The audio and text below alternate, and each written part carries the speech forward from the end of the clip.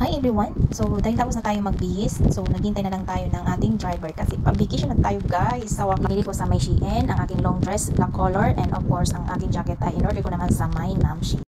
Ito yung aking hand carry, isang trolley at isang bag. Sa hand carry, ang ilalagay mo lang yung mga mahalagang bagay na dadalhin mo sa Pilipinas. Based on my experience, huwag yung damihan yung laman ng inyong hand carry. Dapat hindi lalagpas ng 8 kilo. At ito naman yung dalawa kong luggage. So, dahil via Saudi Airline ako, ang allowed sa akin ay 23 per luggage. So, bali 23. At kung may kiluhan kayo, mas maigi na ikilyonin na yung inyong dadalhin kaysa ma-disaster pa ang buhay nyo sa airport. Gaya sa nangyari sa akin, akala ko magaan lang yung aking dadalhin. So, nung pagdating ko sa airport ay, nung nasa counter na ako, ay ang isang luggage ko ay 24.5 and the other one is 24. So, ang napuntahan kong counter ay napaka-stricto. Pinabawas talaga sa akin yung tag-isang kilo. Bawat airline ay magkakaiba ng patakaran. So, based on my experience lang sa may Saudi Airline, dito na pala kami sa may highway at malapit na kami sa may airport.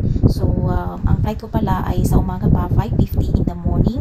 So, sinundo ako ng aming driver around 10 p.m. So, magtatagal pa ako sa airport ng mga ilang oras. Mas hindi na yung mga pumunta ng airport kasi kung sakali na may over luggage ka, ay pwede mo pang ayusin yung luggage mo kaysa yung nagmamadali ka. Gaya nung nangyari sa akin. So, ang kasalanan ko naman kasi ay before ako pumasok ng airport talaga ay hindi ko pinakilo yung aking luggage. Bago kayo pumasok sa airport mismo ay punta muna kayo sa may C1 na gate na doon yung kiluhan doon para ma-estimate nyo or makita nyo kung ilang kilo yung inyong luggage para pagdating nyo ng counter ay wala na kayong problema. Pinunta ako ng driver na iakyat sa sasakyan yung aking mga bagahe. So sabi niya sa akin ay masyado daw mabigat, baka sobra daw 30 ang isang. Hinatid pala ako ni brother, mag-isa lang ako kasi walang ibang nurses na pa-vacation that time kasi nauna na sila before yesterday. After 1 hour ng biyahe, nandito na nga kami sa my airport at nahirapan mag-parking si brother kasi ang daming bus na nagatid ng mga Umrah people na uwi na sa kanilang country. So, sabi ni brother, dito na lang na daw siya mag-parking sa may gilid at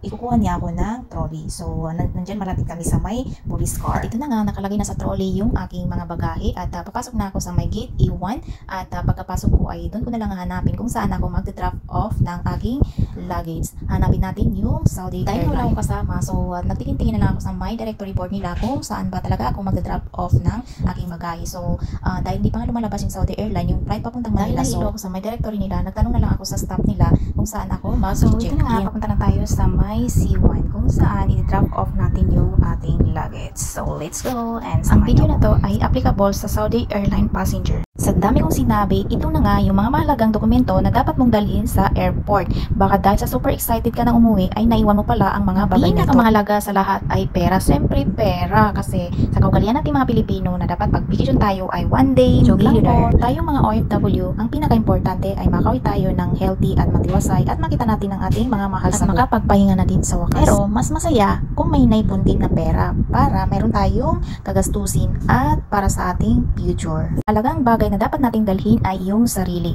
at saka passport, visa, ticket at huwag kalimutan mag-fill up ng e-travel. Although na hindi naman hinahanap sa airport pero mas okay na yung ready ka. Baka sakali na kung hanapin nila sa'yo ay meron kang hanapin man nila ito or hindi, bahala na sila, problema nila basta ikaw ay meron kang e-travel. At ito na nga, pumipila na ako sa mga nakikipila. So masyado yata akong napaaga. Time is 11:30 ng gabi. So konti pa lang yung mga people. So hindi ko na ipapakita yung lalapit na ako sa my counter baka sitahin pa tayo ng. Thank you for watching guys and don't forget to like and share until next video.